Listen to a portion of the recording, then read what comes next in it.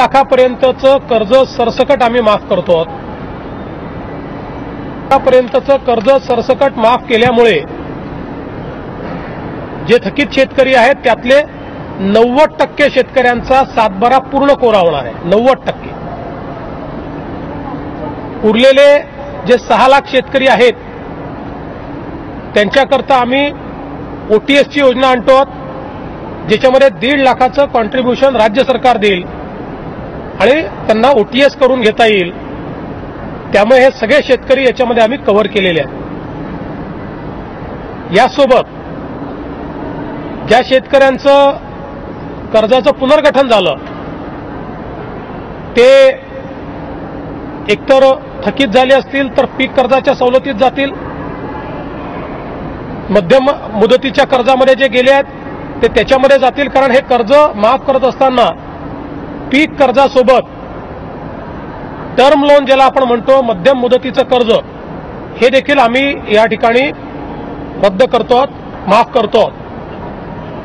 त्याच्यामुळे पुनर्गठित थकीत जे आहेत किंवा मध्यम मुदतीत गेलेले आहेत त्यांना देखील या ठिकाणी या कर्जमाफीचा उपयोग होणार आहे। हा जर आपण हिशोब लावला तर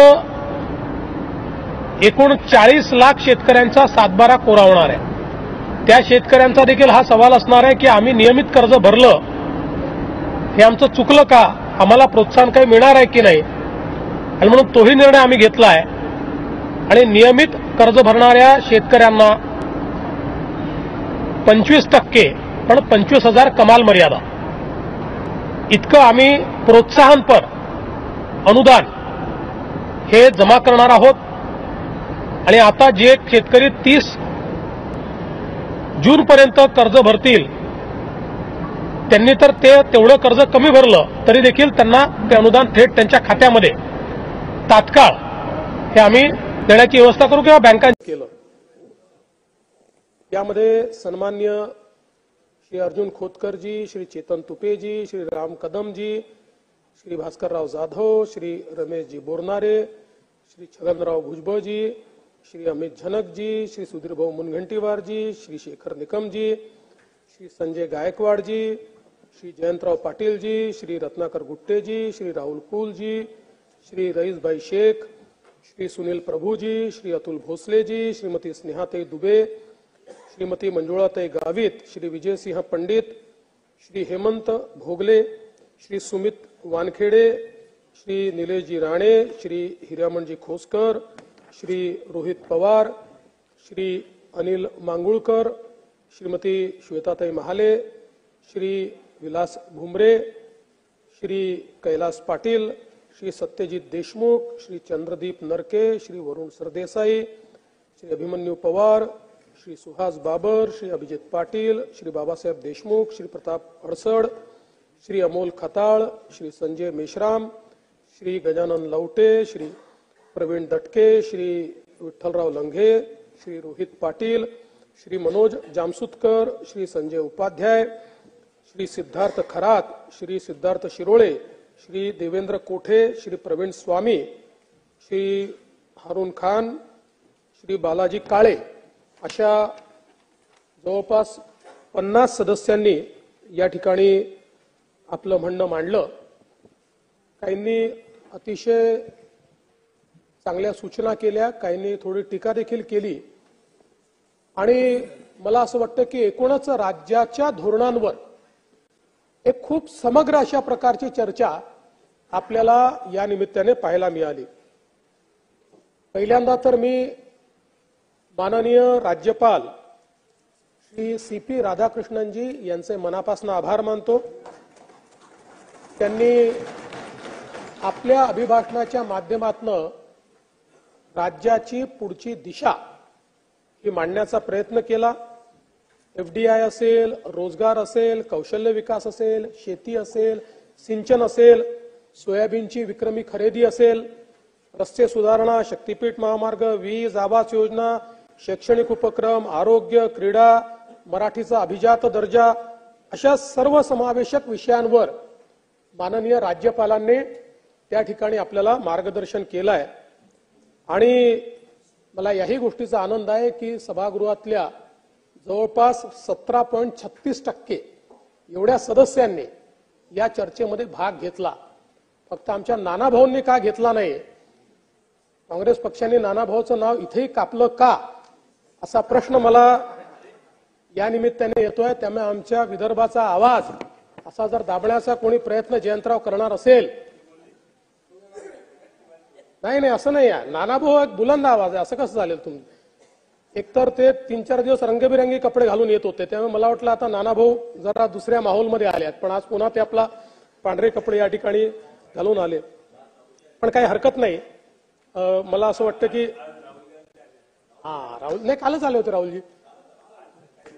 अच्छा, त्यामुळे पण काय हरकत नाही. मला असं वाटतं की राज्यातल्या जनतेने एक खूप मोठं मॅन्डेट या सरकारला दिलं आणि महायुतीच्या पक्षांवर एक मोठा विश्वास या ठिकाणी राज्याच्या जनतेने दाखवला आणि त्या विश्वासाला अनुरूप कार्य हे आमच्या महायुतीच्या सरकारकडनं केलं पाहिजे. याबद्दल एक भविष्याची वाटचाल आपण त्या ठिकाणी ठरवली आणि त्यानुसार आज राज्यामध्ये आपण वेगवेगळ्या प्रकारची कामं या ठिकाणी करण्याचा प्रयत्न करतोय. खरं म्हणजे हा जो जनादेश आहे, हा जसा दणदणीत जनादेश आहे, तसाच तो जनादेश खऱ्या अर्थानं छत्रपती शिवाजी महाराजांना स्मरून भारतरत्न डॉक्टर बाबासाहेब आंबेडकरांनी जो संविधानाचा मार्ग दाखवलेला आहे, त्या मार्गाने चालण्याचा हा जनादेश आहे, असं आम्ही या ठिकाणी समजतो. आणि म्हणूनच आज छत्रपती शिवाजी महाराज असतील, छत्रपती संभाजी महाराज असतील, हे आपली सर्वांचीच दैवत आहेत. आणि म्हणूनच गड किल्ल्यांचं अतिक्रमण काढण्याची सुरुवात देखील आता आपण केलेली आहे. महाराजांचे 12 किल्ले युनेस्कोचे वर्ल्ड हेरिटेज साईट झाले पाहिजेत, याकरता नॉमिनेशन आपण केलंय. आमचे मंत्री आशिष शेलारजी हे त्या ठिकाणी पॅरिसला जाऊन युनेस्कोमध्ये एक प्रेझेंटेशन देखील करून आले. मे महिन्यामध्ये मला देखील त्यांनी निमंत्रित केलेलं आहे आणि त्यातून खऱ्या अर्थानं तुम्हालाही घेऊन चलो. त्यामुळे एक गोष्ट निश्चितपणे या ठिकाणी सांगितली पाहिजे की छत्रपती शिवाजी महाराजांच्या संदर्भात, छत्रपती संभाजी महाराजांच्या संदर्भात अत्युच्च अशा प्रकारचा आदरभाव असलेलं हे सरकार आहे. जयंतराव, आम्ही कधीही छत्रपतींच्या कुटुंबाला त्या ठिकाणी दाखले मागितले नाहीत, कधीच नाही मागितले. की तुम्ही खरंच छत्रपतींचे वारस आहात अशा प्रकारचा दाखला काय, हे मागणाऱ्यांपैकी आम्ही नाही आहोत. आमचा विश्वास आहे छत्रपती शिवाजी महाराज होते म्हणून आपण सगळे आहोत, हे मानणाऱ्यांपैकी आम्ही आहोत.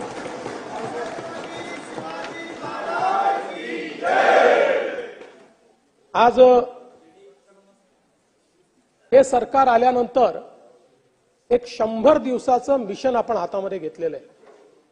या 100 दिवसाच्या मिशनमध्ये अगदी तालुका स्तरापर्यंतची जी कार्यालये आहेत त्यांना 7 गोष्टी आपण सांगितलेल्या आहेत, ज्याच्यामध्ये लोकाभिमुखतेपासून तर तिथलं रेकॉर्ड साफ करणे, रेकॉर्ड ठीक करण्यापासनं, तिथल्या सोयी सुविधा तयार करण्यापासनं, लोकांना भेटायच्या वेळा ठरवण्यापासनं तर कामं पूर्ण करण्यापर्यंत अशा प्रकारचे 7 कामं आपण त्या ठिकाणी दिली आहेत.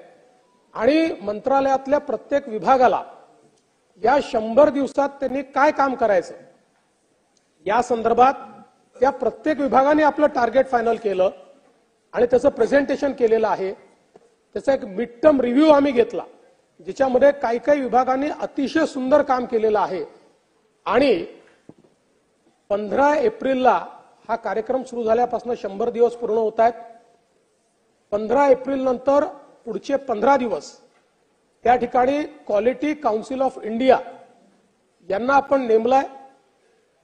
ही क्वालिटी काउन्सिल ऑफ इंडिया प्रत्येक विभागाचं आणि प्रत्येक ऑफिसचं तालुका स्तरापर्यंत मूल्यमापन करेल आणि या संपूर्ण निकषावर 100 दिवसाच्या त्यांनी किती काम केलं याचा इंडेक्स तयार करेल आणि ज्यांना 50% कमी मार्क असतील त्यांना निगेटिव्ह लिस्टमध्ये टाकलं जाईल आणि 1 मेला ज्यांनी उत्तम काम केलेलं आहे त्यांचं या ठिकाणी स्वागत आणि सत्कार हा राज्य सरकारच्या वतीनं केला जाईल. एक नवीन कल्चर हे आपल्याला कसं आणता येईल या संदर्भातला प्रयत्न हा आमच्या माध्यमातून या ठिकाणी चाललेला आहे आणि मला विश्वास आहे की आपल्या सगळ्यांचं सहकार्य त्याच्यामध्ये निश्चितपणे मिळेल. गेल्या काही काळामध्ये आमच्या माध्यमांची आवडती बातमी झाली आहे. काही झालं की फडणवीसांनी शिंदेच्या प्रोजेक्टला स्थगिती दिली. एक पेड बातमी झालेली आहे. पहिल्यांदा लक्षात ठेवा, स्थगिती देण्याकरता मी उद्धव ठाकरे नाही आहे.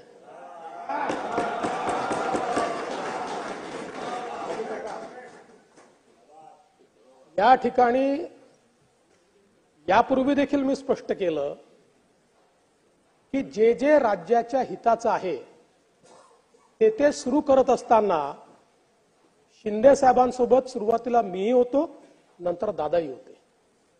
त्यामुळे घेतलेले जे निर्णय आहेत या निर्णयांची जबाबदारी ही एकट्या एकनाथराव शिंदेची नाही आहे, ती आमची तिघांची देखील जबाबदारी आहे. आणि ज्या ठिकाणी काही गोष्टी आम्हाला आढळल्या,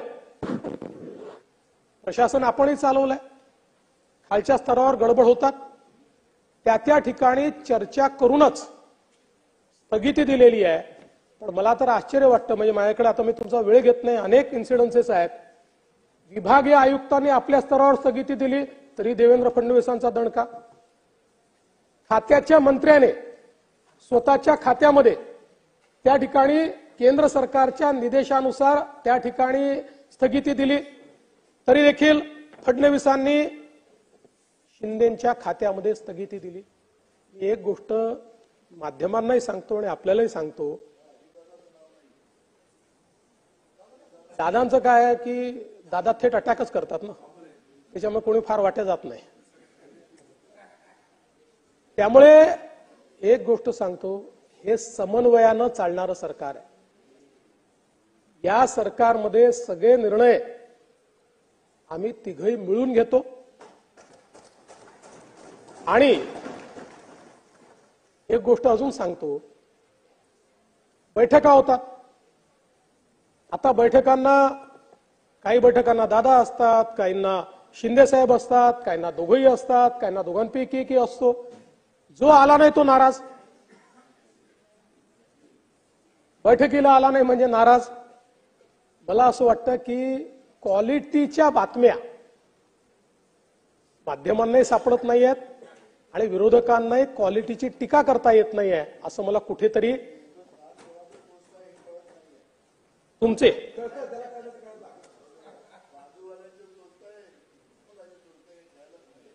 अध्यक्ष महोदय, राज्यामध्ये सोयाबीनच्या खरेदीच्या संदर्भात या ठिकाणी सांगण्यात आलं की सोयाबीनची खरेदी झाली नाही. पहिल्यांदा तर मी या ठिकाणी आपल्या लक्षात आणून देतो की एकूण सोयाबीनचा जो हमी भाव आहे तो 4,892 रुपये इतका घोषित करण्यात आला होता, जो मागील वर्षीपेक्षा 292 रुपये इतका जास्त होता. महाराष्ट्रामध्ये लागवडीखालील क्षेत्र हे 50 लाख हेक्टर होतं आणि या संदर्भात एकूण जी काही खरेदी आपण सुरू केली, नाफेडद्वारे 403, एनसीसीएफ द्वारे 159, अशा 562 केंद्रावर आपण ही खरेदी जी आहे ती सुरू केली. आणि केवळ महाराष्ट्र राज्य असं आहे की ज्या राज्यातल्या खरेदीला केंद्र सरकारने 2 वेळा एक्सटेन्शन दिलं. अजूनही आपण तिसरं मागितलेलं आहे, पण 2 वेळा एक्सटेन्शन दिलं आणि जवळपास आपण या ठिकाणी 11,21,000 385 मेट्रिक टन एवढी सोयाबीनची खरेदी केलेली आहे। ही खरेदी जी आहे ही अतिशय विक्रमी अशा प्रकारची खरेदी आहे। मग याच हंगामात इतर राज्यांच्या तुलनेत आपली खरेदी कशी आहे? तर आपण बघा, जी सोयाबीनचं सगळ्यात जास्त उत्पादन करणारं राज्य मध्य प्रदेश आहे। मध्य प्रदेशमध्ये झालेली खरेदी ही 6,22,000 मेट्रिक टन आहे। कर्नाटकमध्ये फक्त 18,000 मेट्रिक टन आहे। तेलंगणामध्ये 83,000 मेट्रिक टन आहे। राजस्थानमध्ये 98,000 मेट्रिक टन आहे आणि गुजरातमध्ये 54,000 मेट्रिक टन आहे। आपली 11,21,386 मेट्रिक टन आहे। म्हणजे हे जे सगळे राज्य आहेत सोयाबीन उत्पादक, या सगळ्या राज्यांची एकत्रित खरेदी जर आपण हातामध्ये घेतली तर त्याही पेक्षा 2,44,335 मेट्रिक टन, म्हणजे यांच्या सगळ्यांच्या एकत्रित खरेदीपेक्षाही 128% जास्त खरेदी ही आपल्या महाराष्ट्र राज्याने या ठिकाणी केलेली आहे। आणि मला या ठिकाणी सांगितलं पाहिजे की आजपर्यंतचा खरेदीचा रेकॉर्ड हा आपण मोडलेला आहे। यापूर्वी सगळ्यात जास्त खरेदी आपण 16-17 साली केली होती, तो रेकॉर्ड आपण मोडलेला आहे आणि मोठ्या प्रमाणात ही खरेदी जी आहे ही या ठिकाणी आपण केलेली आहे। अर्थात हे देखील खरं आहे की काही लोकांची खरेदी राहिली आहे, त्या संदर्भात आम्ही केंद्र सरकारला विनंती केली आहे। पण खरं सांगायचं झालं तर यावेळेस अवस्था अशी झाली की ही खरेदी संपल्यानंतर तूर खरेदी सुरू करायची होती, एकही गोडाऊन बाकी नव्हतं। राज्यात गोडाऊनच शिल्लक नव्हतं, सगळे गोडाऊन सोयाबीनने भरले होते। शेवटी खासगी गोडाऊन आपण भाड्याने घेतले आणि त्यातनं तुरीची खरेदी आपण सुरू केली। कापसाच्या खरेदीच्या संदर्भात देखील या ठिकाणी आपण ती खरेदी जी आहे ती हमीभावाने सुरू केलेली आहे। या संदर्भात 124 खरेदी केंद्र आपण सुरू केलेले। 28/2/2025 अखेर एकूण 137 लाख क्विंटल हा FAQ प्रतीचा कापूस आपण खरेदी केलाय आणि 50,000 क्विंटलच्या वर ज्या ठिकाणी कापूस आहे अशा कुठल्याही ठिकाणी नवीन केंद्र देण्याची या ठिकाणी राज्य सरकारची तयारी आहे। त्यामुळे अधिकची केंद्र लागली तरी ती आपण देणार आहोत। हमी भावाने तूर खरेदी आपण सुरुवात केलेली आहे। जवळपास आपण बघितला तर यावेळेस हमी भाव चांगला दिलेला आहे, 7,550 इतका प्रति क्विंटल हमी भाव दिला, जो मागील वर्षीपेक्षा 550 रुपये जास्त आहे। आणि यामध्ये जवळपास लागवडी खालचं क्षेत्र 12.10 लाख हेक्टर आहे आणि 11 लाख टन आपलं उत्पादन आहे। आता या ठिकाणी जवळपास आपण जी खरेदी करतो आहोत त्याच्यामध्ये पहिलं टार्गेट आपलं 2,97,430 मेट्रिक टनाचं आहे, ज्याची नोंदणी झालेली आहे आणि ही खरेदी जी आहे ती खरेदी आपली या ठिकाणी सुरू आहे। यासोबत एक तालुका एक बाजार समिती हा जो विषय या ठिकाणी आला तोही करण्याचा निर्णय आपण घेतलेला आहे। आणि मला असं वाटतं की शेतमालाच्या खरेदीमध्ये कुठेही राज्य सरकार मागे पडणार नाही, हा विश्वास या निमित्ताने मी देतो। खरं तर आपण राज्यामध्ये सिंचनाच्या क्षेत्रामध्ये खूप मोठं काम गेल्या काही वर्षांमध्ये केलेलं आहे। आपल्याला माहिती आहे की जवळपास 160 प्रकल्पांना आपण फेर प्रशासकीय मान्यता दिली आहे।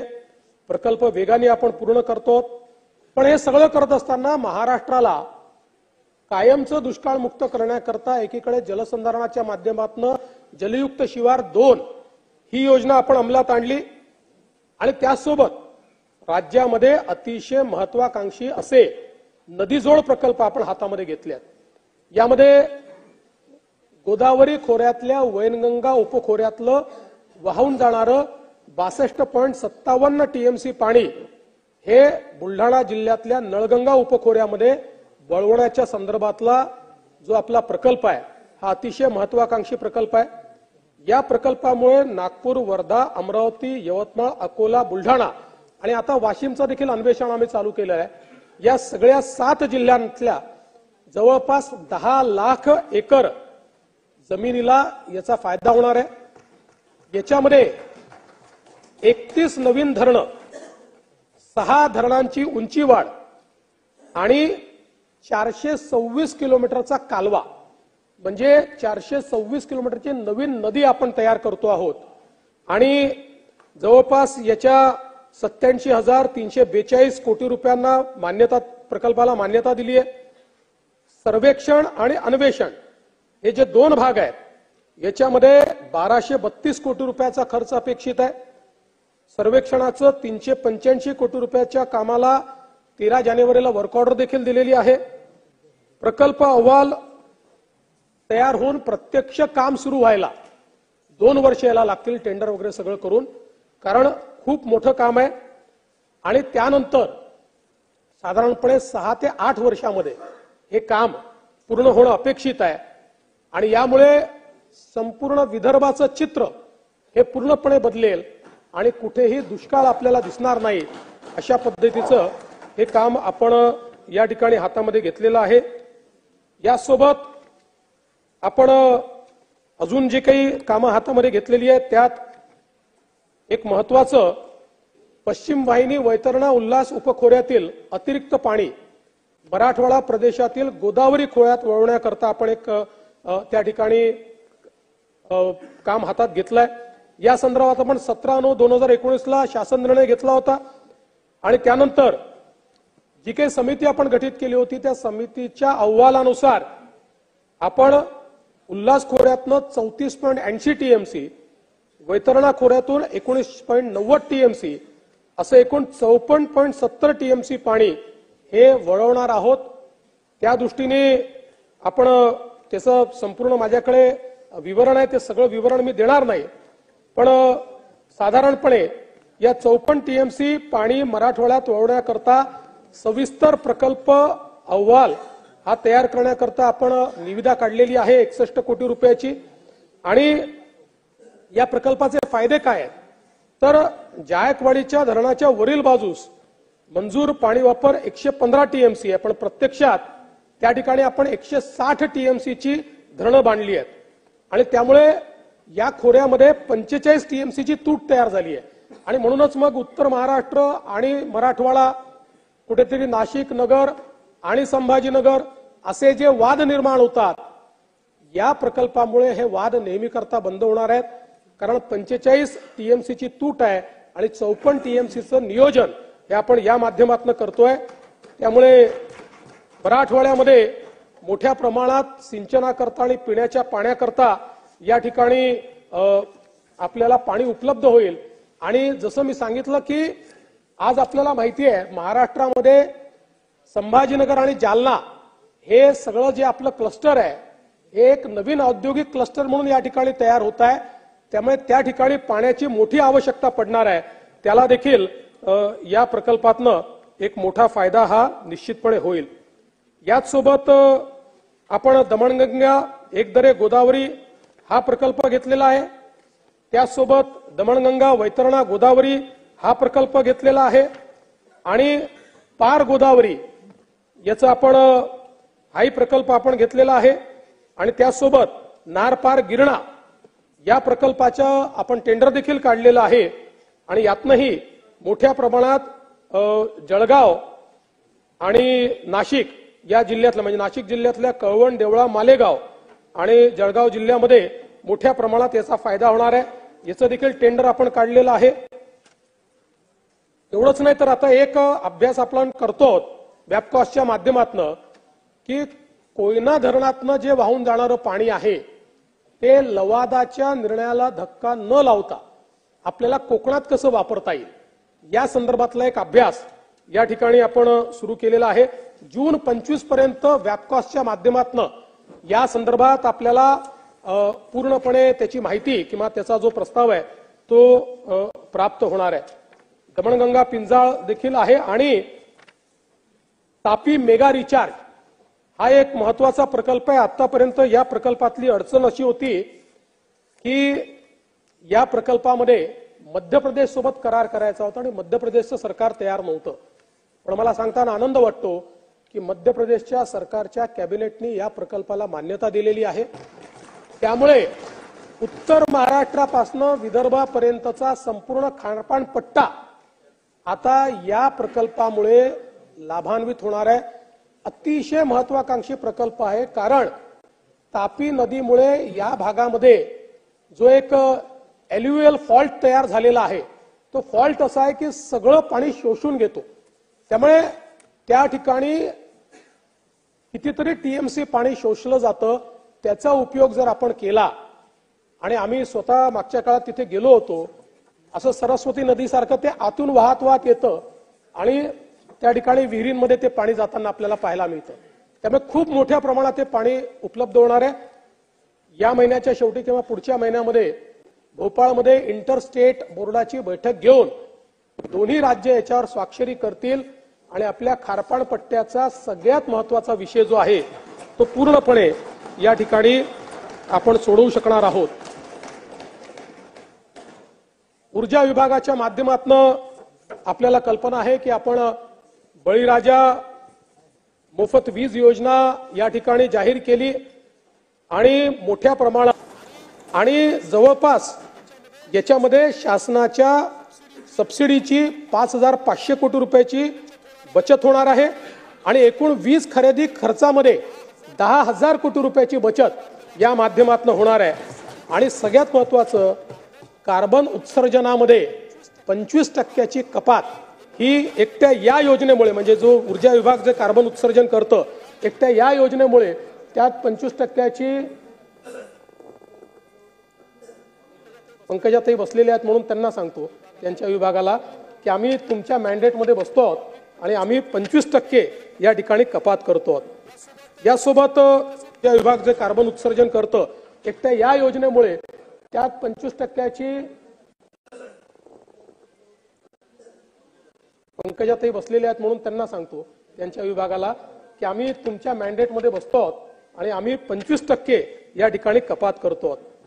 यासोबत विकसित भारत याच्या अंतर्गत आपण एक महत्त्वपूर्ण निर्णय घेतला आणि आपण असं ठरवलं की 2030 सालापर्यंत महाराष्ट्रामध्ये आपण जी काही ऊर्जा वापरतो त्यातली किमान 50% ऊर्जा ही अपारंपरिक ऊर्जा स्रोतातून आली पाहिजे. आज ती मागच्या वर्षीपर्यंत केवळ 13% होती, पुढच्या वर्षी ती 25% होईल.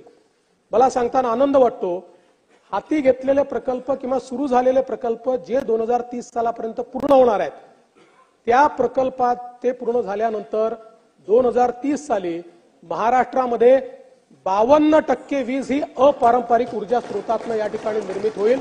आणि जे काही उद्दिष्ट प्रधानमंत्री मोदीजींनी ठरवलेलं आहे ते पूर्ण करणारं राज्य आपला महाराष्ट्र या ठिकाणी ठरेल. आपण रिसोर्स ऍडिक्वसी प्लॅन तयार केलेला आहे, एनर्जी ट्रान्झिशन प्लॅन आपण तयार केलेला आहे आणि त्यामुळे मोठ्या प्रमाणात आपण जर विचार केला तर केवळ आपल्याला आकडा सांगतो की 1947 पासून तर सन 2022 पर्यंत 75 वर्षात आपली कॉन्ट्रॅक्च्युअल कॅपॅसिटी म्हणजे जे पीपीआय आहेत, करारी क्षमता आहे, ही 36,000 मेगावॅट होती. मात्र गेल्या 2 वर्षामध्येच, केवळ 2 वर्षामध्ये आपण जे करार केलेले आहेत ते 45,000 मेगावॅटचे केलेले आहेत, 45,000 मेगावॅटचे. आणि यातले 36,000 मेगावॅटचे हरित ऊर्जेचे आहेत. आणि या माध्यमातून आपली जी काही क्षमता आहे ही 2030 पर्यंत 36,000 मेगावॅट वरनं 81,000 मेगावॅट पर्यंत आपण नेतो आहोत. आपल्याला जर $1 ट्रिलियन इकॉनॉमी करावी लागेल तर सर्वात जास्त आपल्याला विजेची गरज पडणार आहे. आज आपण महाराष्ट्राला डेटा सेंटर कॅपिटल केलाय. देशाच्या डेटा सेंटरची जवळपास 65% कॅपॅसिटी महाराष्ट्रात तयार झालेली आहे. आणि आपल्याला माहिती आहे की आता डेटानी जी ऑइलची कॉस्ट होती त्याला सरपास केलाय. म्हणजे आता सगळ्यात श्रीमंत ज्यांच्याकडे तेल आहे ते नाही आहेत, आता सगळ्यात श्रीमंत ज्यांच्याकडे डेटा आहे ते झालेले आहेत. आणि ही जी इकोसिस्टीम आहे याच्यामध्ये सगळ्यात महत्वाचं काय आहे, डेटा सेंटर याचं रॉ मटेरियल काय आहे, याचं रॉ मटेरियल वीज आहे. आणि म्हणून त्यांना हरित वीज आपल्याला देता आली पाहिजे. आणि यातनं डेटा सेंटरच्या रिव्होल्युशन मध्ये महाराष्ट्र पहिल्या क्रमांकावर असला पाहिजे, या दृष्टीनं आपण या ठिकाणी प्रयत्न केलाय. आणि पुढच्या 5 वर्षाकरता आपण जे 45,000 मेगावॅटचे ऊर्जेचे करार केलेले आहेत, मला सांगताना आनंद वाटतो की गेल्या 2 वर्षातले करार हे वीज खरेदी करार आतापर्यंतच्या सर्वात कमी दरामध्ये आपण केलेले आहेत. सर्वात कमी दरामध्ये.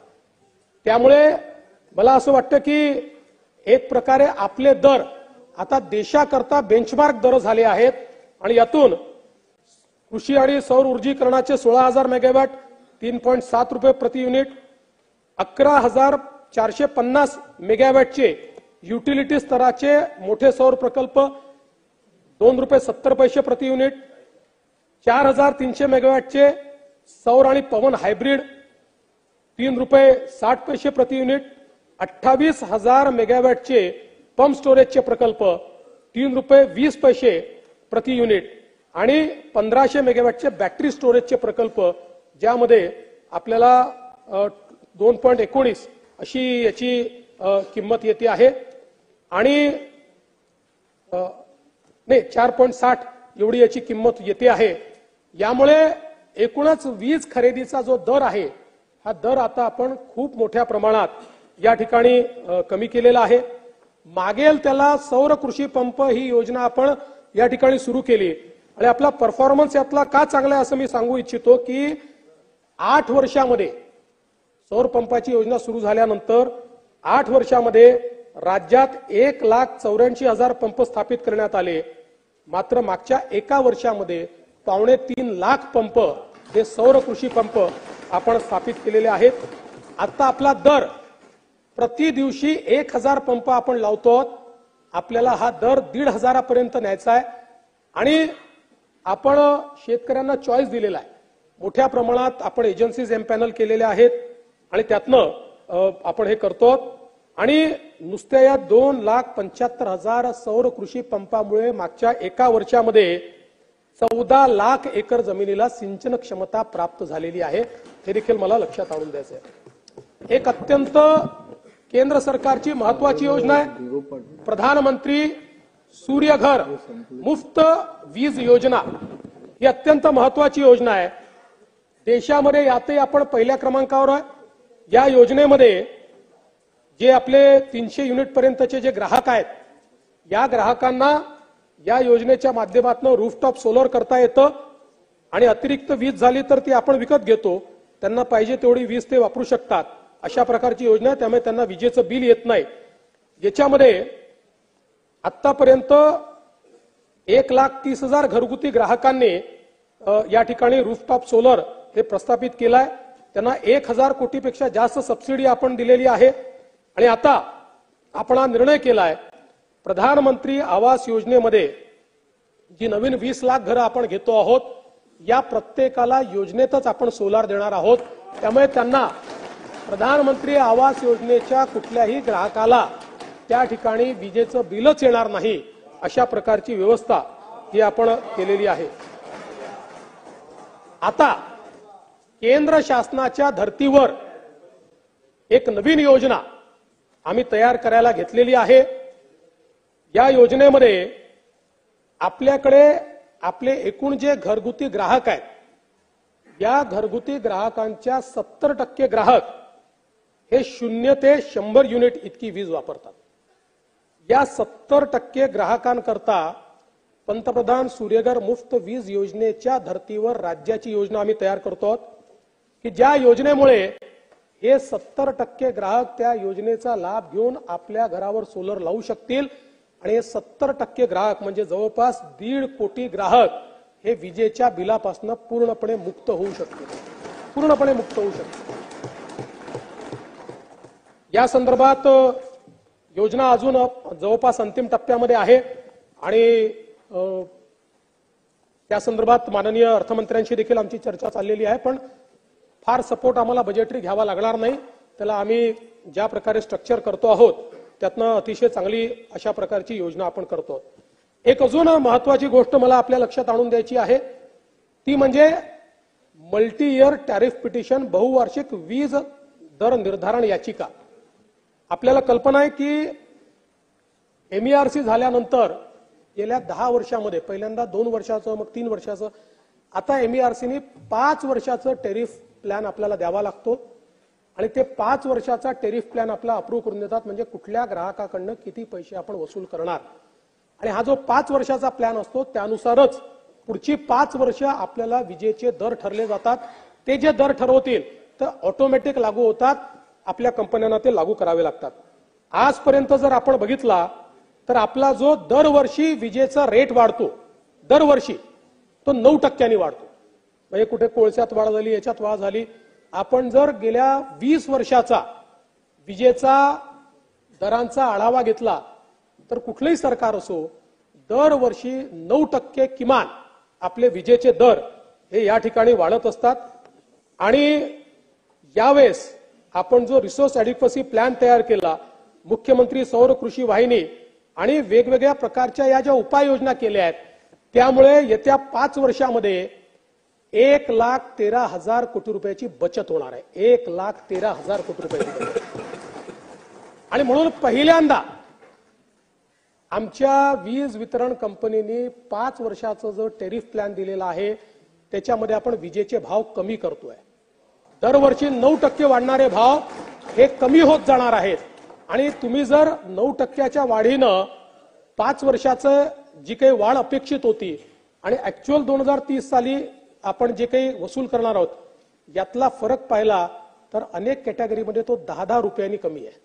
आणि मी आपल्याला सांगू इच्छितो की यामध्ये हे जे 70% ग्राहक मी सांगितले, जे 0 ते 100 युनिट वाले आहेत, यांच्या जे काही यांच्याकडनं आपण दर घेतोय ते वाढवायच्या ऐवजी आपण या 5 वर्षामध्ये 24% कमी करतोय. म्हणजे जोपर्यंत ते रूफटॉपवर येतील, पण आज तर त्यांना बिल द्यायचं आहे, ते 24% कमी करतो. त्यानंतर आपण 100 ते 300 युनिट, हा देखील एक खूप मोठा या ठिकाणी घटक आहे. 100 ते 300 युनिटच्या ग्राहकांना 17% आपण घट करतोय. आणि एकूण जर आपण विचार केला तर 95% घरगुती ग्राहकांना वीज दरामध्ये या मल्टी इयर टेरिफ पिटिशन मध्ये दिलासा मिळणार आहे. त्यांचे विजेचे दर हे आपण या ठिकाणी कमी करतो आहोत. आणि यासोबत एक नवीन योजना आपण आणतो आहोत. घरगुती ग्राहकांनी स्मार्ट मीटर लावायचं, प्रीपेड नाही, प्रीपेडवर बंदी टाकली.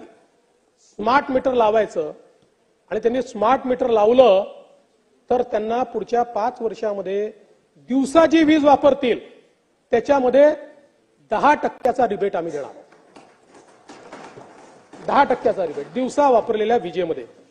मला असं वाटतं की यामुळे मोठ्या प्रमाणात ऊर्जा क्षेत्रामध्ये आपण परिवर्तन करतो. म्हणजे सांगितलं नाही, अधिकृतपणे घोषित केलं होतं त्याप्रमाणे काढली. आता सगळ्यांना सांगितलं ओनली पोस्टपेड. कोणी मागितलं तर प्रीपेड, म्हणजे on demand, but no compulsion. मला हे सांगताना आनंद वाटतो की मागील 2 वर्षामध्ये आपल्या या सगळ्या सौर ऊर्जीकरण, एनर्जी ट्रान्झिशन प्लॅन, या सगळ्या गोष्टींमुळे आपल्या ऊर्जा विभागाला 21 अवॉर्ड मिळालेले आहेत. 21 अवॉर्ड्स. आणि हे सगळे अवॉर्ड केंद्र सरकारचे, देशातल्या बेस्ट इन्स्टिट्यूशन्सचे जे काही अवॉर्ड असतात, याची पूर्ण यादी माझ्याकडे आहे, ती मी आपल्याला देऊन देईल किंवा पटलावर ठेवायचा प्रयत्न करेन. मग याच्यामध्ये इंडियन चेंबर ऑफ कॉमर्स असेल, all India renewable energy association असेल, इंडिया स्मार्ट ग्रीड फोरम असेल, PSU award by government of India असेल, त्यानंतर IPAI अवॉर्ड असेल, स्कॉच अवॉर्ड जो सगळ्यात महत्वाचा मानला जातो तो अवॉर्ड आहे. त्यानंतर स्कॉचचे 2-3 अवॉर्ड आहेत आपल्याला. वेस्टेक अवॉर्ड आहे. त्यानंतर असे अनेक अवॉर्ड आहेत. आता नॅशनल एनर्जी कन्झर्वेशन अवॉर्ड आहे. हे सगळे अवॉर्ड 21 अवॉर्ड आपल्याला या ठिकाणी मिळाले आहेत. याचा अर्थ मी असं म्हणणार नाही की सगळ्या गोष्टी नीट झालेल्या आहेत, अजून खूप गोष्टी करण्याच्या आहेत. कारण आपले लिगसी इश्यूज या विभागामध्ये खूप मोठ्या प्रमाणात आहेत. जवळपास आपण शेतकऱ्यांकडनं वीज बिल वसूल न केल्यामुळे, मागच्या काळात वीज बिल वसूल करत नव्हतं आणि सरकारही त्याला पैसे देत नव्हते, त्यामुळे या आपल्या कंपनीवर नुसत्या त्या वीज बिल वसुलीमुळे 75,000 कोटी रुपयाचं त्या ठिकाणी कर्ज आहे शेतकऱ्यांचं. 75,000. पण ते हळूहळू आपण नीट करू. आपला प्रयत्न आहे. आणि या ठिकाणी पुढच्या काळामध्ये आम्ही माननीय वित्तमंत्र्यांची चर्चा करणार आहे. सरकारने थोडा सपोर्ट केला तर देशामध्ये पहिली कंपनी आपली असेल जी स्टॉक मार्केटमध्ये आपण लिस्टिंग करू आणि तिथनं आपण पैसे उभे करू. हा आपला प्रयत्न आहे, त्या दिशेने आपलं काम चाललेलं आहे. या निमित्ताने एक विषय डावोसचा देखील या ठिकाणी आला. हो, व्हॅल्युएशन चालू केलंय ऑलरेडी. आता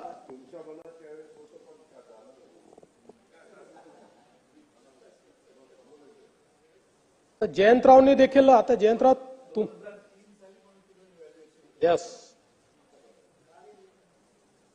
प्रॉब्लेमच तो आहे की तुम्ही जयंतराव, तुमचा प्रॉब्लेम, तुम्ही चुकीच्या वेळी चुकीच्या ठिकाणी राहता आणि चुकीच्या गोष्टी सांगता. योग्य गोष्टी योग्य लोकांसोबत योग्य वेळी सांगितल्या तर त्या कार्यान्वित होतात.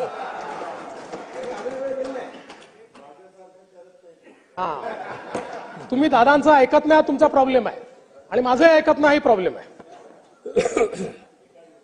तर जयंतराव सारख्या नेत्यांनी तरी राज्यात येणाऱ्या गुंतवणुकीवर शंका उपस्थित करू नये.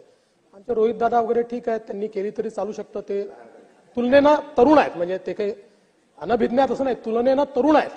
त्याच्यामुळे तरुण माणसांनी केलं, वरुणनी केलं, चालू शकतं. पण तुम्ही तरी नाही. म्हणून आपले सुप्रसिद्ध गझलकार सुरेश भट काय म्हणतात, साऱ्याच शंकांची अशी मागू नको उत्तरे, साऱ्याच शंकांची अशी मागू नको उत्तरे, असतात शंकेखोर जे त्यांचे कधी झाले बरे.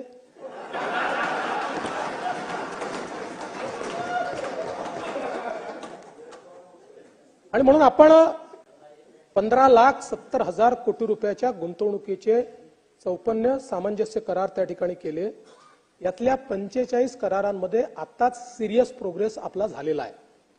आणि मला या निमित्ताने सांगायचं आहे की संरक्षण, पेट्रोकेमिकल, पॉलिएस्टर, नवीनीकरण ऊर्जा, बायो एनर्जी, हरित हायड्रोजन, ग्रीन केमिकल्स, औद्योगिक क्षेत्र विकास, retail, data centre, telecommunication, steel, पायाभूत सुविधा, cement, lithium ion batteries, solar wafer, cell modules, आदर आतिथ्य, रिअल इस्टेट, पोलाद, डेटा सेंटर, अशा वेगवेगळ्या क्षेत्रांमध्ये हे करार आपण या ठिकाणी केले आहेत. यापैकी उद्योग विभागाने 11,71,000 कोटीचे करार केले आहेत, MMRDA 3.44 लाख कोटीचे केले आहेत, तर सिडकोने 55,200 कोटी रुपयाचे केलेले आहेत. आणि मला एक गोष्ट सांगितली पाहिजे की राज्याच्या, देशाच्या इतर राज्यांमध्ये आणि महाराष्ट्रातलं अंतर काय आहे. तर आपलं अंतर हे आहे की देशामध्ये झालेला कराराचं गुंतवणुकीत रूपांतरण होणं याचा दर हा 35 ते 45% आहे. पण आपण जर गेल्या 10 वर्षामध्ये महाराष्ट्रात तो दर बघितला तर तो 80% 91% आहे. म्हणजे आता आपण म्हणालात की आता गेल्या 3 वर्षात एवढे करार झाले, इतके रोजगार तयार होणार होते, ते रोजगार कुठे आहेत. प्रश्न आपला बरोबर आहे. पण आपल्याला देखील हे माहिती आहे की एक इंडस्ट्री करार केल्यानंतर प्रोडक्शन सुरू करून फुल कॅपॅसिटीने चालायला 5 ते 7 वर्ष लागतात.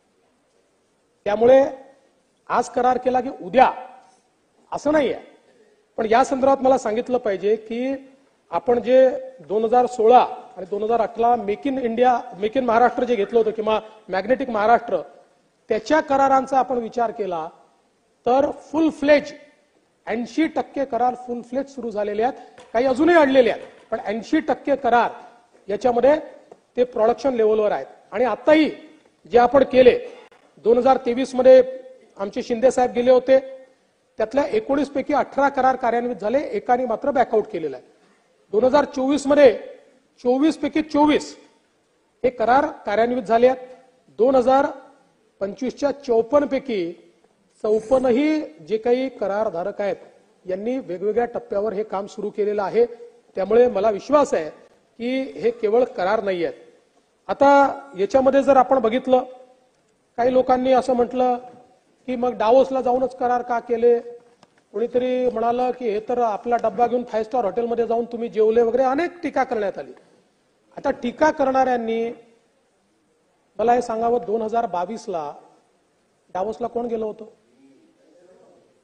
कोण गेलं होतं. जानेवारी 2022 आदित्यजी गेले होते ना. ते ठीक आहे, त्याच्यावर आता तिथे आदित्यजी गेले होते, आदित्य ठाकरेजी गेले होते. जानेवारीत असताना आमचं जुलैमध्ये आलं. जूनमध्ये आलं आमचं 22ला. आता तिथे 80,000 कोटी रुपयाचे करार हे त्या ठिकाणी केले. कोणाशी केले आहेत? टाटा लॉयर फार्मा भारतीय कंपनी, इंडोरमा भारतीय कंपनी, स्केलार ग्रुप भारतीय कंपनी, टाटा रिअल्टी भारतीय कंपनी, GR कृष्णा फेरोअलॉयज भारतीय कंपनी, त्याच्यानंतर काय व्हॅलियंट ग्लास प्रायव्हेट लिमिटेड ही भारतीय कंपनी, त्याच्यानंतर सोनल इटेबल भारतीय कंपनी, इंडोकाउंट भारतीय कंपनी, क्लोरोशाइन भारतीय कंपनी, PG भारतीय कंपनी, कार्निवाल इंडस्ट्री भारतीय कंपनी, गोयल प्रोटीन्स भारतीय कंपनी. ठीक आहे, सगळ्या यादीच तुम्हाला देतो.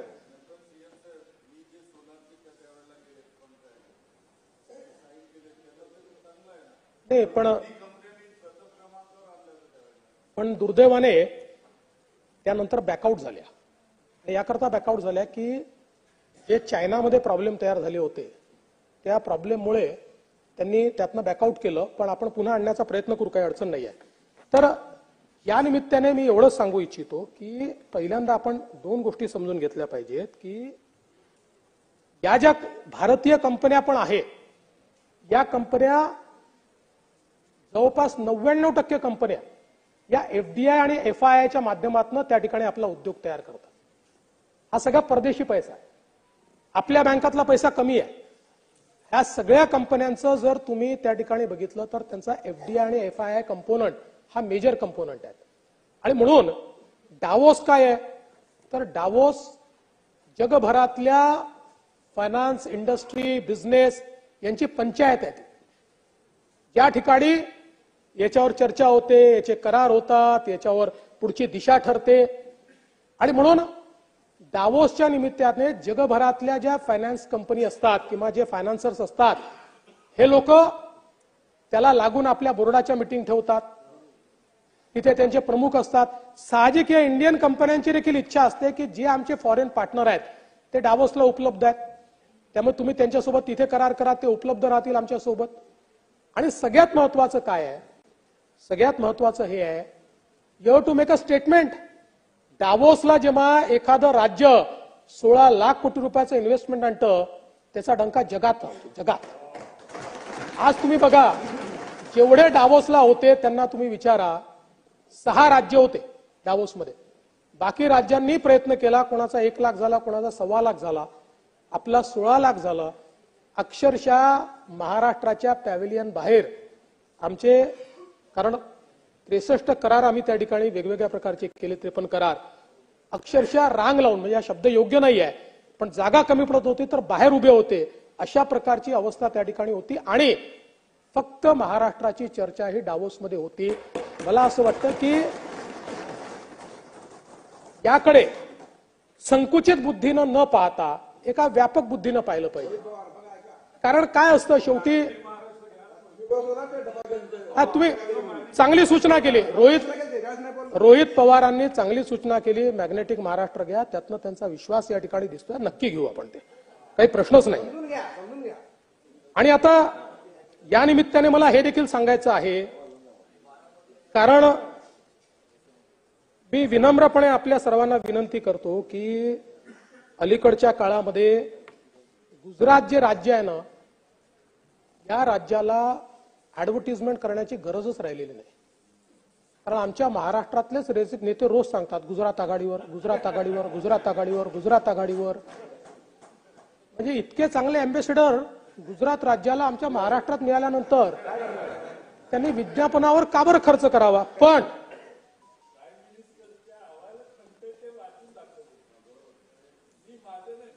प्राईम मिनिस्टर साहेब, असा प्राईम मिनिस्टरचा असा कुठलाही अहवाल नसतो, तो त्या राज्याचा अहवाल असेल. म्हणून आता आकडेवारी घेऊन आलो.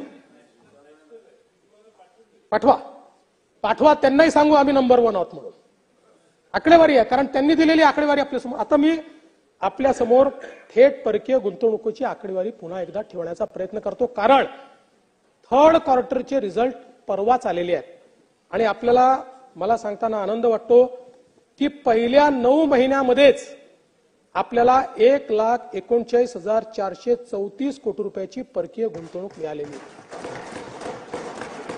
आणि परकीय गुंतवणूक ही येते की नाही असं काही लोक प्रश्न विचारतात, म्हणून सांगतो इतर गुंतवणुकीमध्ये आणि या गुंतवणुकीत फरक असा असतो की आरबीआय याचे आकडे घोषित करतं ज्या दिवशी पैसे येतात, ज्या दिवशी ऍक्च्युअल इन्व्हेस्टमेंट होतं त्यावेळी हे आकडे घोषित होतात. आणि मला हेही सांगताना आनंद वाटतो की आपण आपलाच रेकॉर्ड तोडलाय. यापूर्वीचा 2016-17चा आपला रेकॉर्ड जो होता की ज्यामध्ये आपल्याला 1,31,000 कोटी रुपयाची इन्व्हेस्टमेंट आली होती, तो रेकॉर्ड म्हणजे आतापर्यंत महाराष्ट्राच्या इतिहासात तो रेकॉर्ड होता, तो आता आपण तोडलेला आहे. 1,39,000 आणि अजून फोर्थ क्वार्टरचे रिझल्ट यायचे आहे. म्हणजे 9 महिन्यामध्येच आपण एवढी गुंतवणूक यामध्ये मिळवलेली आहे. आणि मला सांगताना आनंद वाटतो की गुजरातनी जी गुंतवणूक मिळवलेली आहे, गुजरातने त्याच्या 3 पट 3 टाइम्स गुंतवणूक ही महाराष्ट्रामध्ये आहे. 3 पट. आणि गुजरात, कर्नाटक, दिल्ली अशा 2-3 राज्यांची गुंतवणूक एकत्रित केली तरीही महाराष्ट्राची गुंतवणूक जास्त आहे. एवढी गुंतवणूक ही आपल्या महाराष्ट्रात येते. त्यामुळे तुम्ही टीका करताना अशी टीका करा की तुम्ही उद्योगाला नीट वागवत नाही, अजून चांगलं वागवा, अजून उद्योगाला 4 गोष्टी द्या. पण रोज उठून गुजरातची तारीफ करायची कुठेतरी बंद करा. आपल्या राज्याचा ज्या अचीवमेंट्स आहेत त्याचा अभिमान, त्याचा स्वाभिमान हा आपल्यामध्येही मला दिसला पाहिजे, अशा प्रकारची माझी आपल्याला विनंती आहे.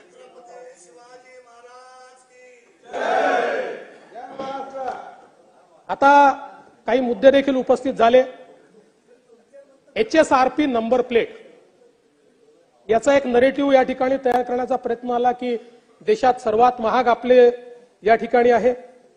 खरं म्हणजे या संदर्भात आपल्यालाही कल्पना आहे की सुप्रीम कोर्टाचे आदेश होते, त्या आदेशाप्रमाणे आपल्याला खरं म्हणजे यापूर्वीच हे करायचं होतं. शेवटी कंटेम झाला, कंटेम नंतर आपण हे केलं. यामध्ये एक हाय पॉवर कमिटी आपण तयार केली होती माननीय मुख्य सचिवांच्या अध्यक्षतेखाली. त्यामध्ये काही सचिव होते, त्यांनी मिळून जे काही रेट्स आले होते ते निगोशिएट करून इतर राज्यांच्या रेट्सशी तुलना करून त्या संदर्भात ते रेट्स फायनल केलेले आहेत. आणि या संदर्भात जर आपण बघितलं तर काही राज्यांनी फिटमेंट चार्जेस आणि प्लेट चार्जेस हे वेगळे दाखवले. महाराष्ट्रामध्ये आपण हे सगळे एकत्रित केलेलं आहे.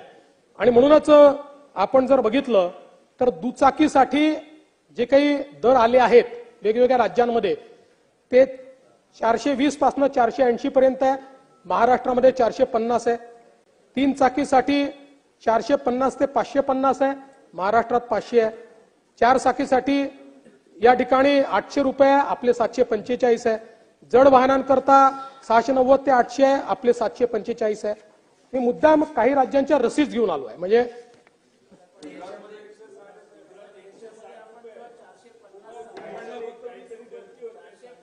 नाही त्याची पण मागून देतो. हो साहेब, हे आता तुम्हाला मी जे भाव आणलेले आहेत हे सगळे रिसिप्ट घेऊन आलो आहे. म्हणजे जे आपल्याकडे इन्क्लूड आहे त्याचे इन्क्लुडिंग रिसिप्ट आहे. ते गुजरातचे आपल्याला देतो, आकडे काळजी करू नका. चला, काहीतरी गुजरातचं आवडलं तुम्हाला, आनंदाची गोष्ट आहे. आता समजा आपण गोव्याचा विचार केला तर या ठिकाणी त्यांनी काय केलंय, मूळ किंमत 315 रुपये, फिटमेंट किंमत 100 रुपये, कन्व्हेन्स फी 50 रुपये, जीएसटी 83 रुपये. असं जर केलं तर त्यांची किंमत होते 548 रुपये. चंदीगडची देखील किंमत होते, मूळ किंमत 315 रुपये, त्यांची जवळपास 549 रुपये होते. आणि महाराष्ट्राची किंमत ही एकूण किंमत जर आपण बघितली तर 531 रुपये होते. त्यामुळे या ठिकाणी कुठेतरी महाराष्ट्रामध्ये खूप मोठ्या प्रमाणात केलेला आहे. आणि मग मध्ये एका वाहिनीने स्टिंग ऑपरेशन दाखवलं आणि त्याच्यामध्ये त्यांनी 1200 ते 1300 रुपये किंमत घेतली जाते आहे अशा प्रकारचं दाखवलं. त्याच्यावर छापा पडल्यानंतर तो अधिकृत एजंट देखील नव्हता, HSRPचा डीलर देखील नव्हता, जुनी नंबर प्लेट विकणारा व्यक्ती होता. त्यानंतर आम्ही त्या वाहिनीला विनंती केली, 4 वेळा विनंती केली की हे बघा आता सत्य समोर आलेलं आहे, हे सत्य दाखवा. नाही दाखवलं.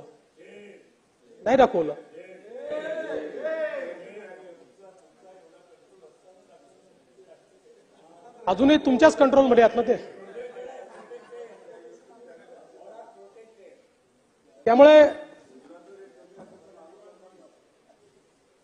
नक्कीच पडताळून पाहू, जरूर पाहू. माझं तर मत आहे की गुजरातच का कुठल्याही राज्याने चांगलं केलं असेल त्याला चांगलं म्हणायचं आणि ते आपण अंगीकारायचं. त्यात आपल्याला वाईट का वाटायचं? आपण पाकिस्तानचं थोडी पाहतोय की आपल्याच देशातले राज्य आहेत.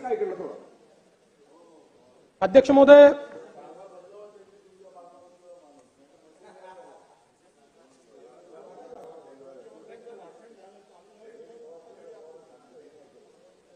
मेट्रोच्या संदर्भात काही मुद्दे समोर आले होते. त्यातला एक मुद्दा होता की मेट्रो 5चं काम रखडल्याच्या संदर्भातला मुद्दा या ठिकाणी समोर आलेला होता. त्या संदर्भात मला सांगितलं पाहिजे की मेट्रो 5चे जे 2 टप्पे होते त्यातला एक ठाणे ते भिवंडी होता आणि एक भिवंडी ते कल्याण होता. आता ठाणे ते भिवंडी असा जो काही या ठिकाणी टप्पा होता तो टप्पा जवळपास 80% त्याचं भौतिक काम आपण पूर्ण केलेलं आहे.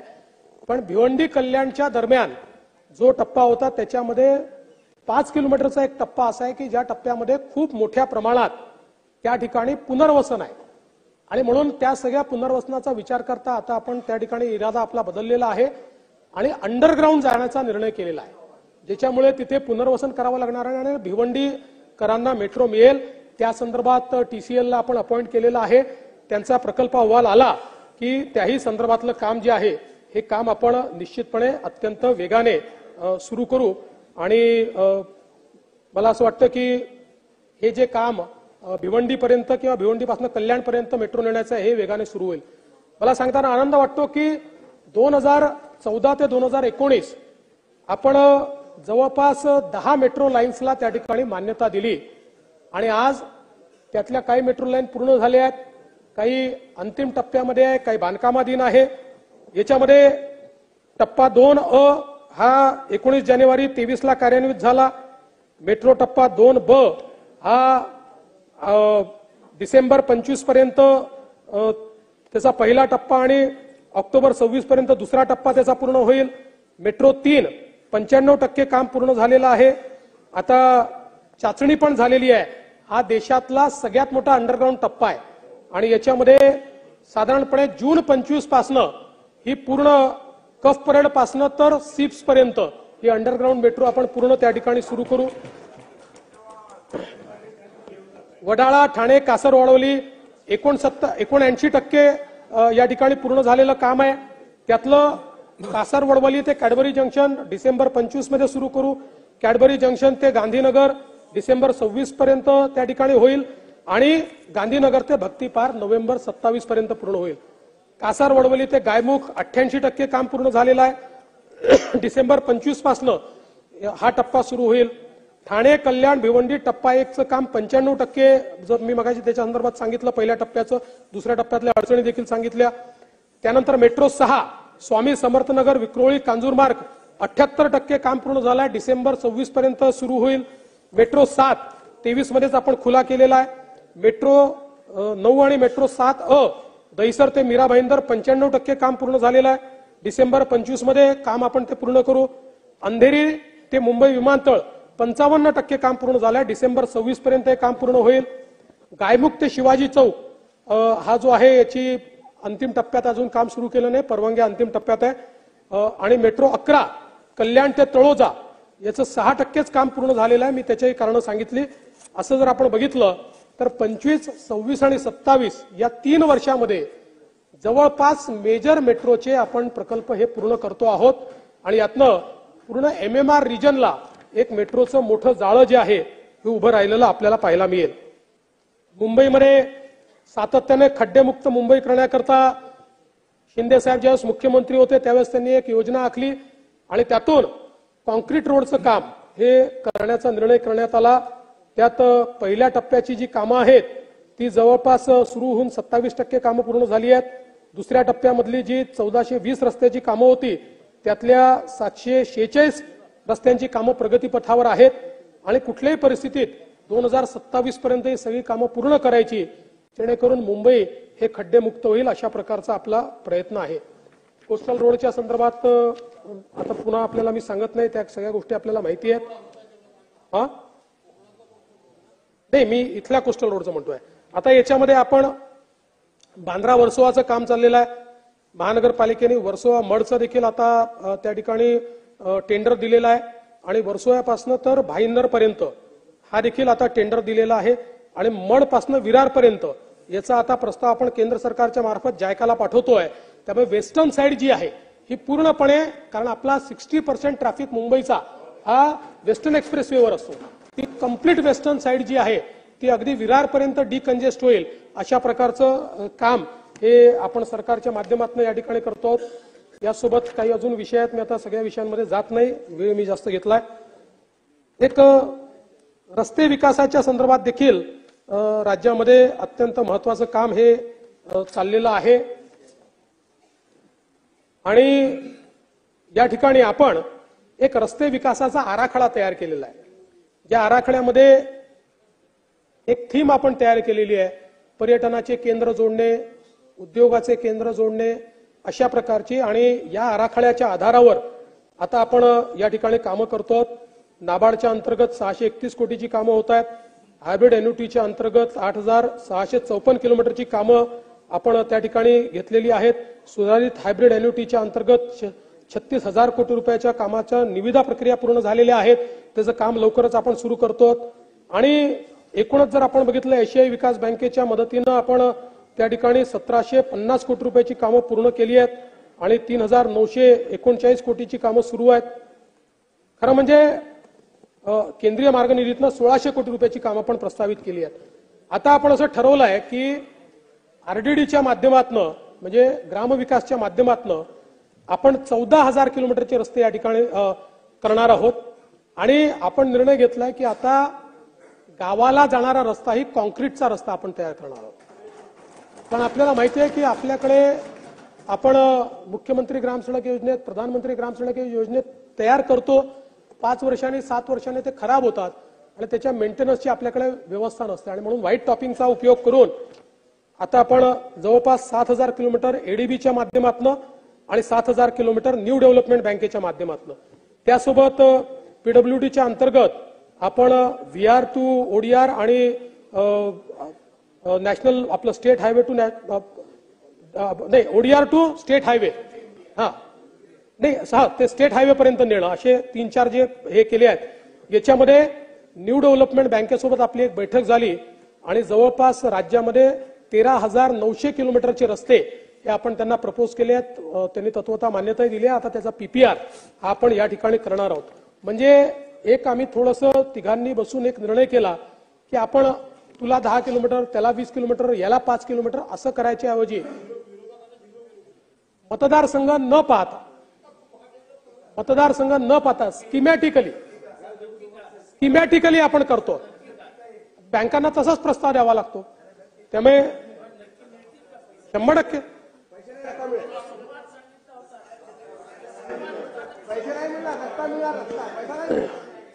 MSSIDCच्या अंतर्गत आपण 6,000 किलोमीटरचे मेजर स्टेट हायवे हे हॅम मॉडेलमध्ये या ठिकाणी करतो. त्यामुळे रस्त्याच्या संदर्भात मोठ्या प्रमाणात गुंतवणूक आपण करणार आहोत. 1,000 किलोमीटर, 1,000 लोकसंख्येच्या वरची जी 4,000 गावं आहेत, या 4,000 गावांना कॉन्क्रीटच्या रस्त्याने या वर्षी त्याचं काम सुरू करण्याचा आमचा प्रयत्न आहे.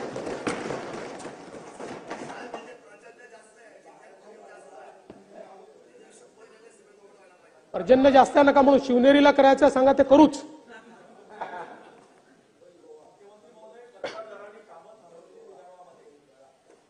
कंत्राटदारांनी जी काही कामं थांबवली होती, हे खरंच आहे की आपल्याकडे इलेक्शन आलं त्या दरम्यान आपण जवळपास 2-3 महिने कंत्राटदारांचे बिलं देऊ शकलो नव्हतो. ती मोठी थकीत होती.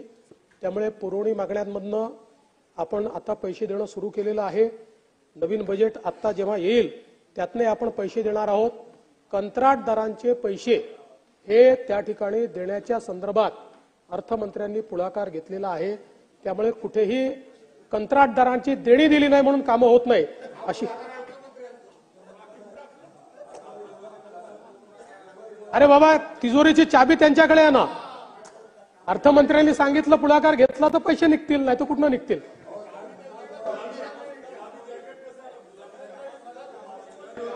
अर्थमंत्र्यांनी शिवून दिलं, अर्थमंत्र्यांनी शिवून दिलं म्हणून हे जॅकेट. जरा शांत शांत शांत शांत. अध्यक्ष महोदय, महाराष्ट्र शक्तीपीठ महामार्ग हा एक अत्यंत महत्वाकांक्षी असा महामार्ग आहे, जो सुरुवात जरी नागपूरहून होत असली तरी त्याची खरी सुरुवात ही वर्धेहून होणार आहे, सेवाग्रामवरनं होणार आहे. कारण समृद्धी महामार्गावरनं तो सुरू होतोय, सेवाग्रामवरनं. याच्यामध्ये वर्धा, यवतमाळ, हिंगोली, नांदेड, परभणी, बीड, लातूर, धाराशिव, सोलापूर, सांगली, कोल्हापूर आणि सिंधुदुर्ग अशा 12 जिल्ह्यांमधनं या ठिकाणी हा रस्ता जाणार आहे. हा शक्तीपीठ महामार्ग चेक करावं लागेल आता माझ्याकडे. याच्यामध्ये जी प्रमुख शक्तीपीठ आहेत, माहूर असेल, तुळजापूर असेल, कोल्हापूर असेल, अंबाजोगाई असेल, त्यानंतर औंढ्या नागनाथ असेल, परळी वैजनाथ असेल, त्यानंतर पंढरपूर असेल, कारंजा लाड असेल, माहूर असेल, अक्कलकोट असेल, गाणगापूर असेल, नरसोबाची वाडी असेल, औदुंबर दत्तगुरूंचं धार्मिक स्थळ, असे अनेक या ठिकाणी आपण हे प्रमुख स्थळ जोडणार आहोत. पण मला आपल्या लक्षात आणून द्यायचं आहे की शक्तीपीठ महामार्ग हा केवळ पर्यटनाचा महामार्ग नाही आहे. शक्तीपीठ महामार्गामुळे मराठवाड्याचा वेगानं आर्थिक आणि औद्योगिक विकास होणार आहे. त्याकरता हा महामार्ग महत्त्वाचा आहे. मराठवाड्यामध्ये सर्वाधिक हा महामार्ग जाणार आहे आणि आपला जो कोकण आणि दक्षिण महाराष्ट्र आहे हा सेंट्रल इंडियाशी जोडणारा हा महामार्ग आहे. आणि म्हणून आपण एक प्रकारे या ठिकाणी समृद्धी महामार्ग, कोकण द्रुतगती महामार्ग आणि शक्तीपीठ महामार्ग असा एक त्रिकोण तयार करतो की ज्यातनं महाराष्ट्रामध्ये आपल्याला गुड्सची मुवमेंट, आता आम्ही समजा वाढवण हे देशातलं सगळ्यात मोठं पोर्ट होत आहे. आता या वाढवण पोर्टला आपण समृद्धी महामार्ग नाशिक पासनं थेट 100 किलोमीटरचा रस्ता करतोय. त्याचा फायदा काय होईल? एक तर नाशिकला तर होईलच, नाशिक वाढवणचं नवीन औद्योगिक केंद्र नाशिक तयार होईल, पण त्यासोबत समृद्धी महामार्गावरचे सगळे जेवढे जिल्हे आहेत त्यांना पोर्ट कनेक्टिव्हिटी मिळेल. शक्तीपीठ महामार्गावरचे जेवढे जिल्हे आहेत त्यांना वेगळ्या प्रकारची पोर्ट कनेक्टिव्हिटी मिळेल. आणि म्हणून याला केवळ एक रस्ता म्हणून आपण बघत नाही, तर एक प्रकारे आपल्या ग्रोथचं इंजिन म्हणून याच्याकडे आपण पाहतो. या संदर्भात आपण अलाइनमेंट फायनल केली, 15/2ची नोटीस आपण काढली. त्यानंतर आता जॉईंट मेजरमेंटच्या स्टेजवरती आहे. जॉईंट मेजरमेंट झाल्यानंतर आपण याचं अधिग्रहण सुरू करणार आहोत. हे खरं आहे की कोल्हापूर जिल्ह्यामध्ये काही प्रमाणात याला विरोध आहे, हे मी नाकारत नाही. पण मला अतिशय आनंद आहे की काल मी कोल्हापूरला गेलो होतो आणि त्या ठिकाणी कोल्हापूरमध्ये जवळपास 5 तालुक्याचे शेतकरी माझ्याकडे येऊन भेटले. जवळपास 200 शेतकरी त्या ठिकाणी आले होते आणि बधित 1000 शेतकऱ्यांच्या सह्या त्यांनी दिल्या की आम्हाला शक्तीपीठ महामार्ग हवा आहे. आणि त्यांचं म्हणणं असं होतं की आम्ही सगळे त्याला समर्थन देतो आणि आवश्यकता असेल तर आम्ही एक मोठी परिषद शेतकऱ्यांची घ्यायला तयार आहोत, ज्याच्यामध्ये बधित शेतकरी, एकही नॉन बधित राहणार नाही, सगळे बधित शेतकरी येतील आणि ते त्या ठिकाणी सांगतील. तथापि आम्ही या संदर्भात चर्चेअंती त्याचा निर्णय करू, पण सांगलीपर्यंत तर कोणाचा त्याला विरोध या ठिकाणी दिसत नाही.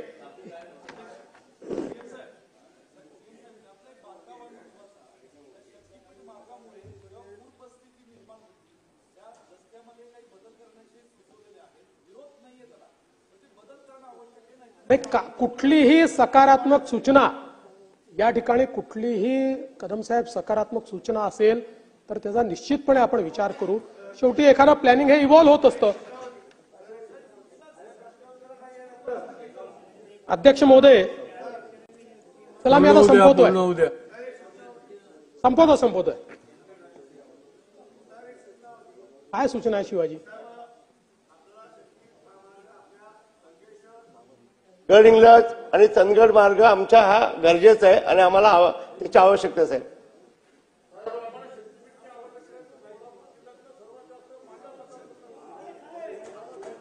ठीक आहे, धन्यवाद. आपले आभारी आहे, नक्की आपण करू तो.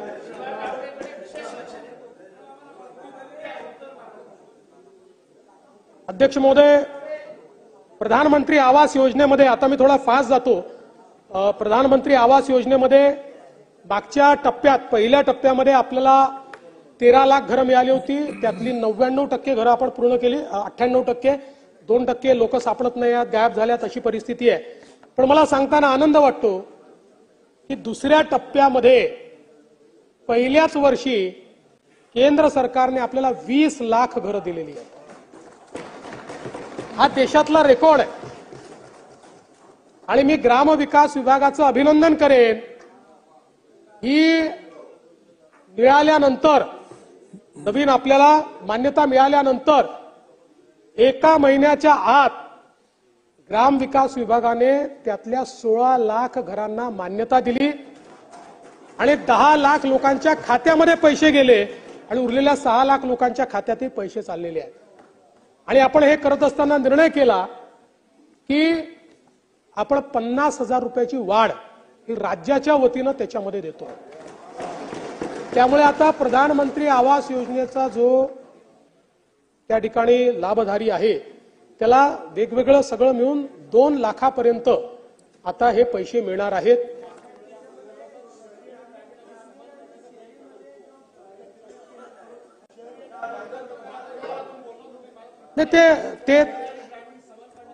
ते आपण जे सांगितलं भास्करराव, नाही एक मिनिट नाही, भास्करराव,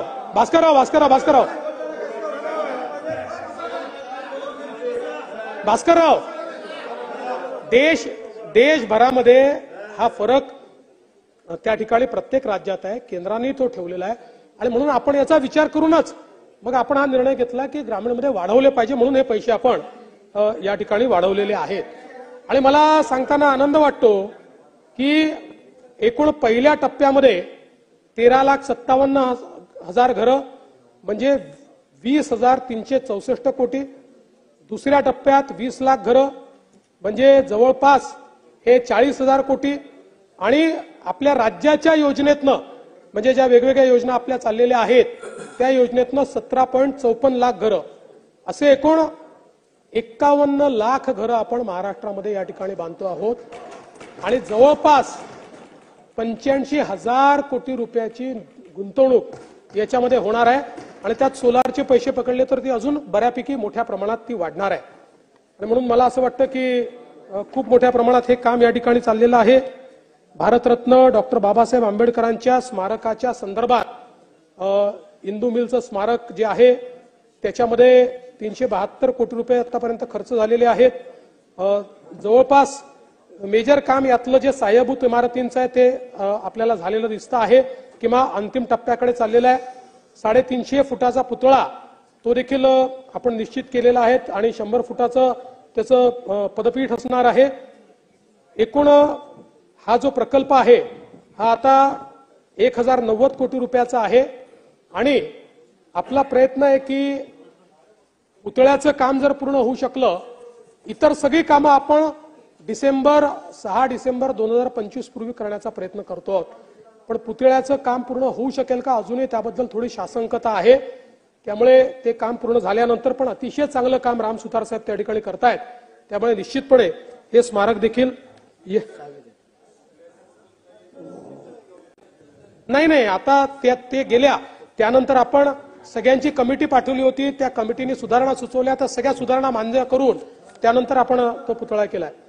आता मुख्यमंत्री कार्य प्रशिक्षण योजना, आता या योजनेच्या डिटेलमध्ये जात नाही, एवढंच सांगतो की आपण हा निर्णय घेतलेला आहे की पुढचे 5 महिने आपण त्यांना एक्सटेन्शन देणार आहोत आणि 11 महिन्याचा कालावधी त्यांचा पूर्ण करणार आहोत.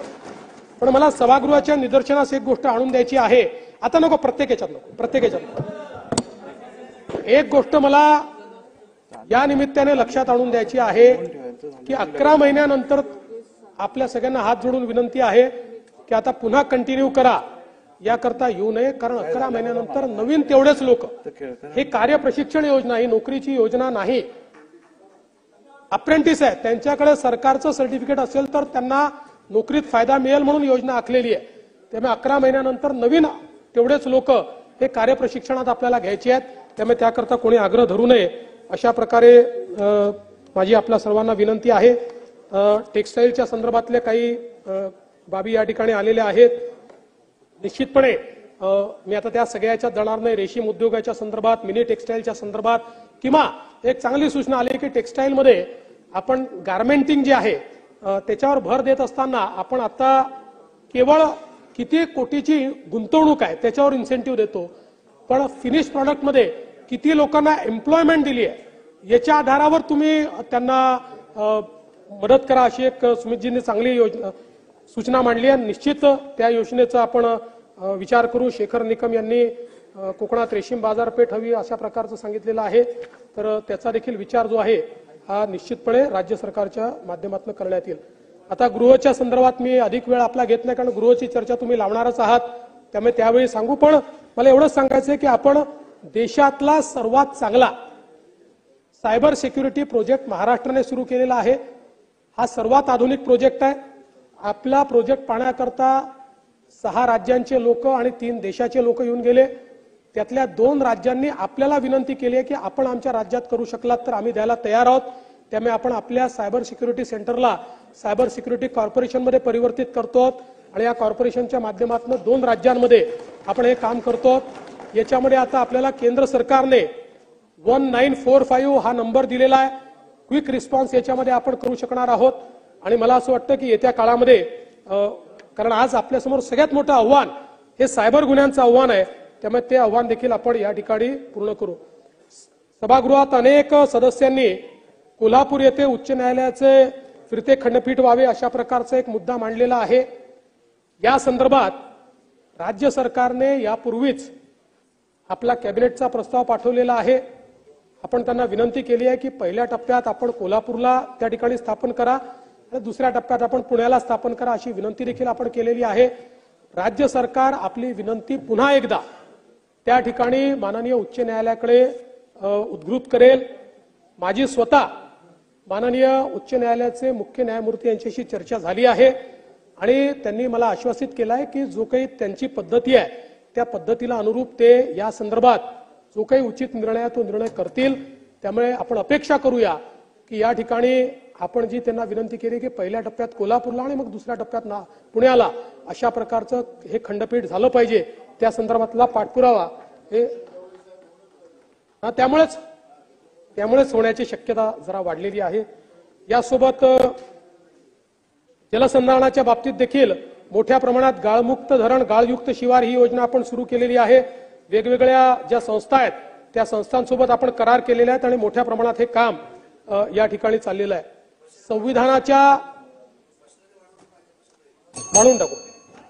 संविधानाच्या अमृत महोत्सवाच्या निमित्ताने प्रत्येक घरी संविधान असा संदेश आपण पोहोचवण्याचा प्रयत्न या ठिकाणी करतो आहोत आणि या अंतर्गत राज्यामध्ये ही जागरूकता वाढवण्याकरता उच्च व तंत्र शिक्षण विभागात अंतर्गत येणारी सर्व विद्यापीठे, अभिमत विद्यापीठे, स्वयंअर्थसहाय्यित विद्यापीठे, संलग्नित महाविद्यालय, तत्सम सगळ्या शैक्षणिक संस्थांमध्ये विद्यार्थ्यांच्या उपस्थितीत 26 नोव्हेंबर 2024 ला सकाळी 11 वाजता संविधानाच्या उद्देशिकेचे सामूहिक वाचन आपण त्या ठिकाणी केले आणि त्यानुसार मोठ्या प्रमाणात हे वाचन करण्यात आलेलं आहे आणि तंत्र शिक्षण संचालनालयाच्या अधीस्त सर्व शासकीय कार्यालय, शासकीय, अशासकीय, विनाअनुदानित पदवी व पदविका संस्थांमध्ये संविधानाच्या उद्देशिकेचे सामूहिक वाचन करण्याचे आता आयोजित करण्यात आलेले आहे आणि यासोबत अकृषी महाविद्यालयांमध्ये देखील त्या ठिकाणी पूर्ण 1 महिना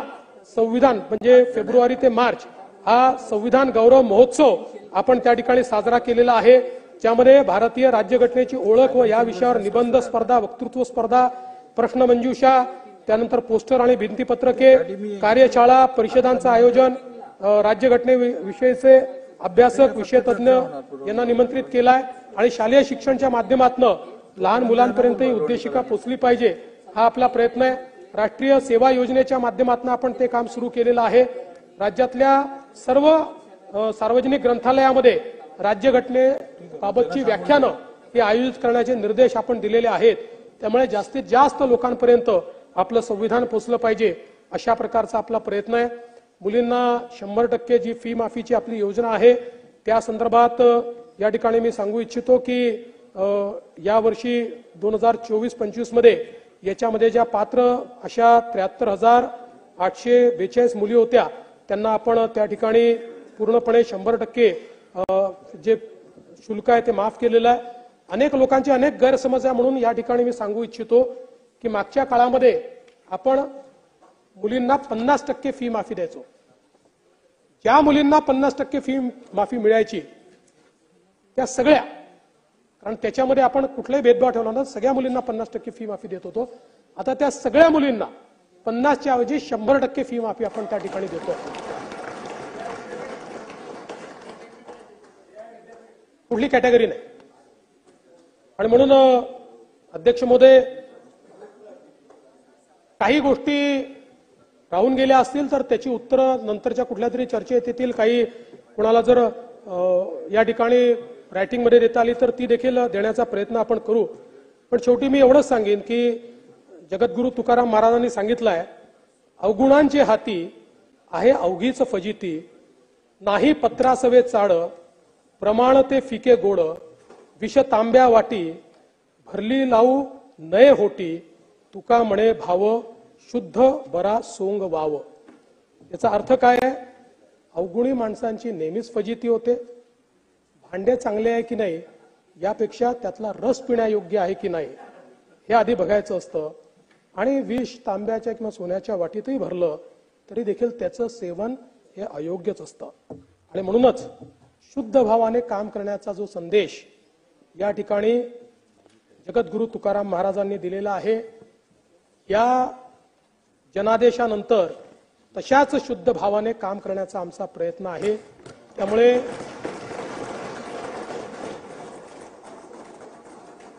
आम्ही हाच प्रॉब्लेम आहे. म्हणून मागच्या वेळेस मी सांगितलं की धूल चेहरे पर थी और आईना पोछते रहे. आताही तुम्हाला एवढं चांगलं सांगितल्यानंतर तुम्हाला आमच्यातच दिसतंय. चेहरा पुसा. पण अध्यक्ष महोदय, मी या निमित्ताने सांगतो की नक्कीच काही उणिवा असतील तर आपण सुचवल्या पाहिजेत.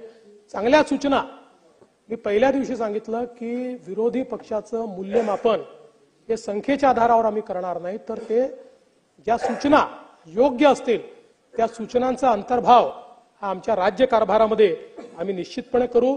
पण पूर्वग्रह दूषित किंवा केवळ सनसनाटी निर्माण करण्याकरता जर काही या ठिकाणी विषय झाले तर त्याला तसं उत्तर देण्याची देखील क्षमता ही निश्चितपणे आमच्यामध्ये आहे. संवाद तर ठेवायचाच आहे, संवादाशिवाय पर्यायच नाही. पण संवाद हा दोन्हीकडनं व्हायचा असतो, एका हाताने टाळी वाजत नाही. त्यामुळे आपण दोन्ही हातांनी टाळी वाजवूया, संवाद देखील स्थापित करूया.